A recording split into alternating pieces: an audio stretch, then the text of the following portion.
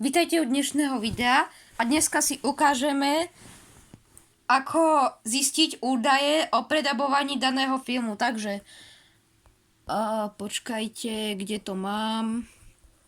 Aha, Google.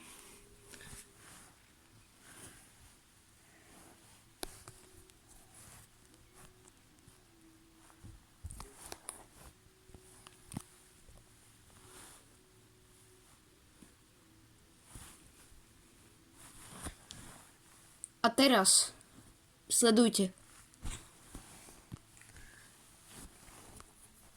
Zadáme názov nejakého filmu, dajme tomu, že Láska na druhý pohľad.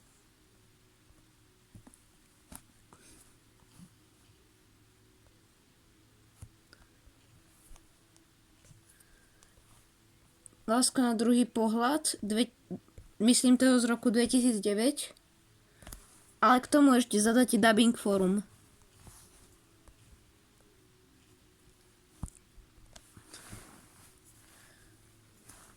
Tak, kliknite na tú prvú možnosť.